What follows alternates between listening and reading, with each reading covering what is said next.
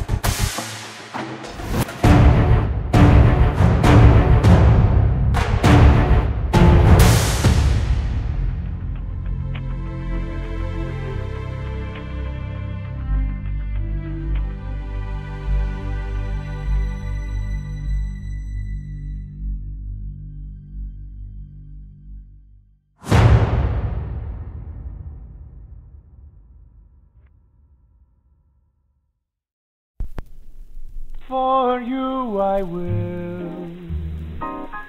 I'll do anything. Catch the stars in the sky, no matter how high they might be. For you I will. Make your dreams come true. Ease your troubled heart back to the start before it was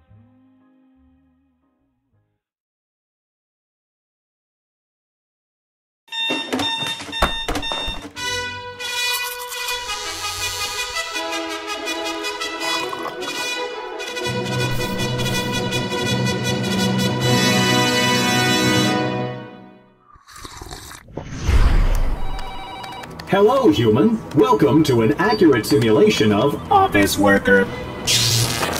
Time to jump. This looks like it'll taste interesting. Pistons in the engine, Doritos. Delicious. Oh no, the boss bot is coming. Hey, human, you've been doing a Good job. Looks like I've got some money to blow. Shred everything for legal reasons. Today's not your lucky day, pal. Open that safe. Holy smokes, this is way too loud.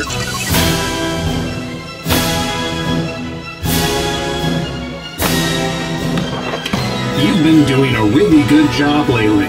I think it's about time you got a promotion. Hooray, it's 5 o'clock. Woohoo! It's time to go home!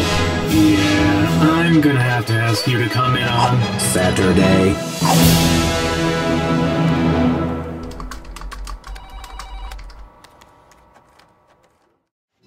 So, if this is your first look at Axes and Acres, you probably have no idea what's going on. So we want to start here. This is the board.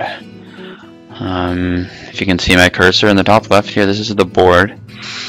And the board is where everything in the game is going to take place.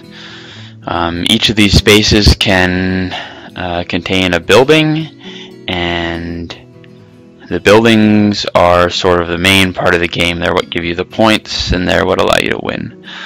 So, for example, this is a house, this is a tree, rabbits, stones, and over here are barbarian spawners.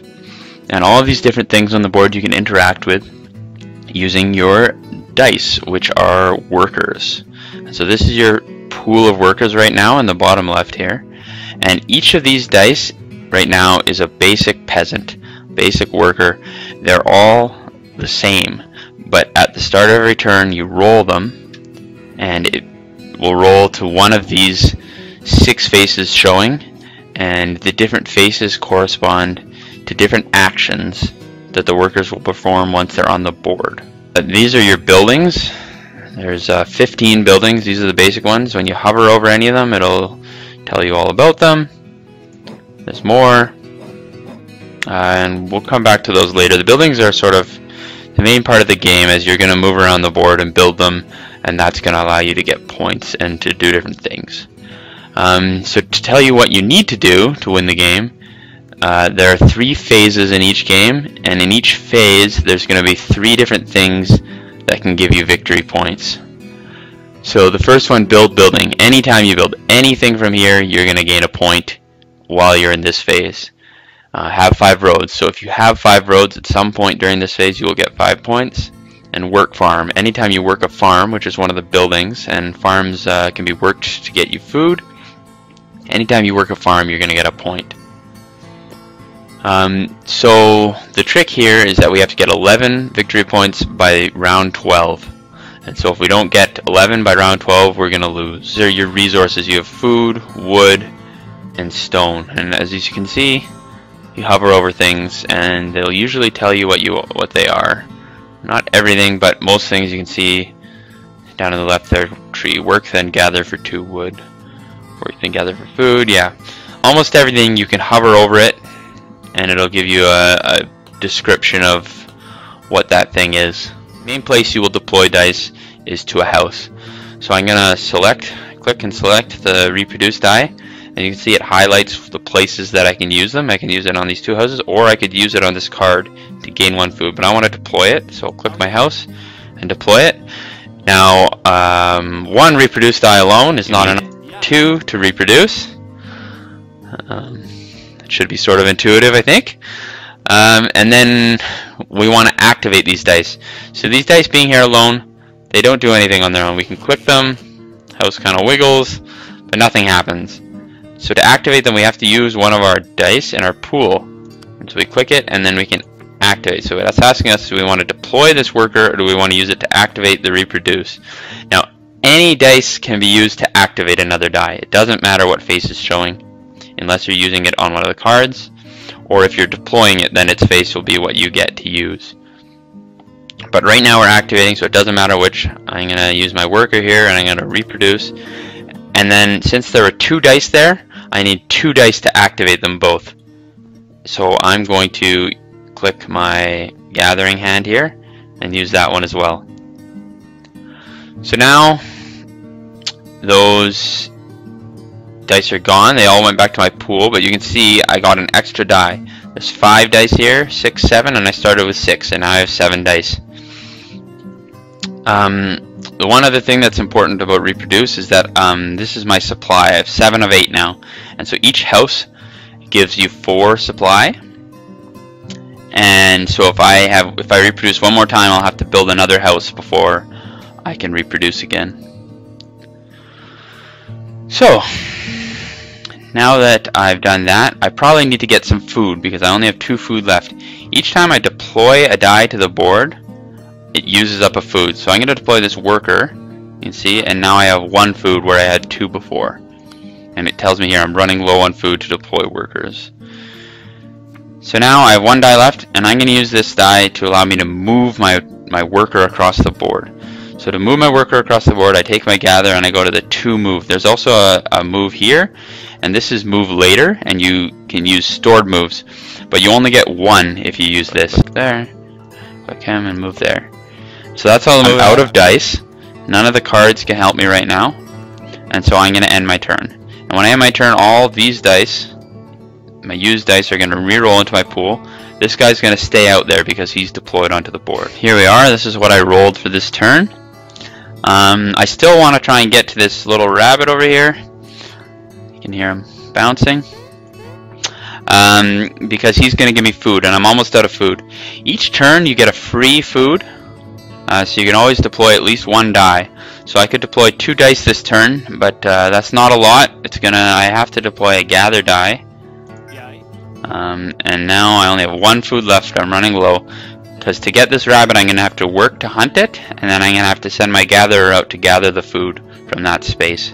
So I have 2 reproduce die here again, but I don't think I'm going to be able to reproduce this turn because I need to go move out to this rabbit, and since there's 2 and then 6 spaces for these 2 dice to both get there, that's going to take 3 of my dice.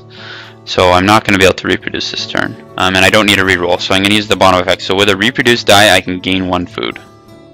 So I use that, and I got 2 food now.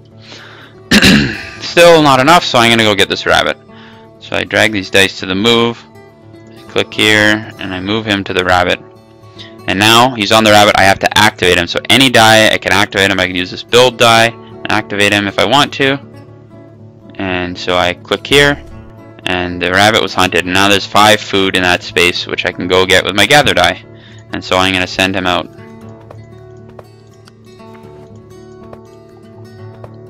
So now he's on the space with the food, and I need to activate him, but I'm out of dice. Luckily, I have the gather card, so this gather allows me to activate 1 gatherer on the board. And there we go, and now I got 5 food. I'm out of dice, I have a build card, but no builder out, so that's going to be the end of the round. Now I have all 7 of my dice. Now I have reproduce again. I have 2 reproduce die, which is lucky. There's only 1 out of the 6 faces on this die has reproduced, so I've been actually kind of lucky this game. Because obviously the more workers that you have, the more you're able to do, and so reproducing early can be strong. To reproduce again. So I deployed my 2 reproduce to the house. They each took a food. My 1 food that I got free this turn, and then one of my food I was at 7, now I'm at 6, and then I have to activate them, and I'm gonna have to use 2 dice. And I think I want to build a building this turn, and so I'm not going to use my builders. I'm going to use a worker here, and I want to reproduce, not deploy. And then I have to use 1 more die. I'm going to click this gather. There's nothing to gather this turn, so I don't need that. So then I'm going to deploy a builder, and I think I want to make a farm, because a farm, if I work it, gives me a point, and also building a building gives me a point. So when I build the farm, I'm going to get a point, and every time I work it, I'm going to get a point. So that will allow me to have food, because the farm gives me food, and also it will get me points, which will work towards getting the 11 points by the end of this round. And that's sort of the trick to Axes and Acres, is figuring out what will allow you to get food and build your city up and prosper, while also completing these victory point objectives before the end of the round limit. So I have this guy. I need to move him out here to build a farm. Farms have to be built next to the water, but that's fine. I have a spot right near my house, so I can build the farm right here, and I need to get my builder there. Now I have 2 dice left. I'm going to use this builder to get the stronger effect of this card. So I have this extra die, which I could use. Do I need it to move my builder? Well, I have a move card, so actually I don't need to use it, and I have a work card. So what I'm going to do here is I'm going to deploy this die with my builder, even though I don't need him yet. I'm going to use my move card, move them there. I have a move remaining, but I have nothing to use it with. That's where I want both of them. So right click, I'll end current move. Now, both of those die are there. I have this build card. Now a farm takes 2 wood and 2 build to make. And I only have 1 builder there. But what I can do is I can use this build die from my pool to get the improved effect from this card. So build 3, 1 space, 1 worker. So that worker on that space can build 3, which will be more than enough for the farm. So I'm going to use that, and I could click here. Just so you guys know, if you want to undo something you've done, like if, for example, if I clicked that to build and I found out, oh no, I didn't have enough wood, I can't build this farm, you can right click and that'll undo. I am going to build, activate the better effect of that card, so I build 3 with this worker. I'll click here, and now it wants me to choose which building I want to choose. So I can, any of the buildings I'm able to build I could choose, but right now I just want to farm, because that's what is going to give me points right now. So I'm going to build the farm, and so I got 1 victory point float up here. I have 1 out of 11. That's for building a building, and I can keep building buildings, and those will keep giving me points. So I have my worker here. I have my worker card, and I'm going to work. So I should go chop this tree down, I think, so I can get wood, which will in turn allow me to build another house. So I'm going to deploy a worker to go chop that tree. And then also I think I want to build some roads. So every time I build a road, that counts as a building. That's going to give me a point. And also if I have 5 roads, that's going to give me 5 points. So building 5 roads is actually worth 10 points in this game, which is quite a lot. And roads help you move around the map. They allow you to move all the way along them for 1 move. So if I build roads along here towards these stone pits, I'm going to be able to move straight from my house to the stone pit. And then I can mine stone. Also, looking ahead, building a quarry is going to be worth 5 points in the next phase. And you build quarries on the stone pits, which allows you to mine stone more easily. So that could be a really good move overall. So I'll deploy my builder here. So my worker will move here for 1, my builder will move there for 1. I have a move 3 card here. So really I'd like to use a little more of that. So I could deploy another builder. I'm going to use this card for 3. Move my worker, builder. So I'm only going to be able to use one of these builders without moving them, because roads only take 1 build. They don't cost any resources. So to activate them, I use any die in my pool, activate the builder, click the road. That's the only option of these. And there you have it. I have a little road. Now this road would allow me to move more easily along it. I'm also going to activate my worker here to chop down the tree. and you can see there's 2 wood on that space now. So each tree, when you chop it down, gives you 2 wood, and I could go gather that to allow me to build different buildings. And I'm going to move my builder. Now this is sort of inefficient. I only want him to move 1 space because that's where I would like my road. Build that road. And there, I've got another road. And each time I built those roads, they gave me a point, so now I'm up to 4 points. I'm well on pace to hit the 11 points by the end of round 12. So now I did roll my gather die this turn, and so I'm going to deploy him right away, because I want to get that food from the farm. I have a builder, which will help me continue this road I'm trying to build. Now it's telling me I'm running low on food, but that's okay. I'm going to get the food. And so with 2 moves, I can move the gather here and the builder out here. And so I'm going to do just that. So the gather moves there, builder moves there. Now see, he moves all along the road for 1 move. So we moved from here to here for 1 move because of the road. And so I have a gather here, and I want to gather. I could use one of these dice to activate him, but I have the gather card. The gather card is nice when you have another gather die. You can get +1 bonus. So I would get 6 food instead of 5. But I don't have another gather die, I don't have a reroll, so I'm just going to use the card to activate him. Now I have lots of food again. I have this builder right here to build the road, and again I can use my card. If you hover the farm, you can see what dice can interact with that building. So the farm can only be interacted with a worker. You can send the gather there to pick up the stuff on the ground, the food on the ground here, you can gather it, but the only die that actually interacts with that space is the worker. Other buildings, I can show you here. For example, the hunters that have much more advanced effects, there are 3 different things. I think some of them even have 4 or 5, up to all the different faces of the dice. And so activating that face will do that effect on the building, as you can see there. So that's Axes and Acres. Thank you everybody for watching, and I hope you'll check it out.